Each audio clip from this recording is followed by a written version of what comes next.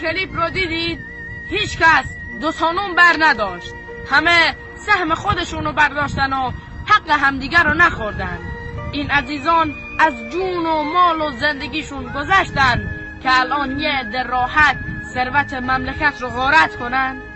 این مردان بی ادعا که توی این کلیپ دیدید دونه دونه نون برداشتن، ولی الان بعضیا تو این کشورن که دارن خروار به جیب میزنن و حق ماها رو میخورن. جالب اینجاست بچه هاشون هم به آقازاده معروفن، ولی من به شخص معتقدم اینها آقازاده نیستن، اینها حرومزاده.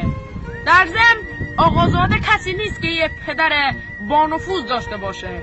آقازاده کسیه که یه پدر زحمتکش داشته باشه و یه لقمه نون حلال برده باشه سر سفره زن و بچهش.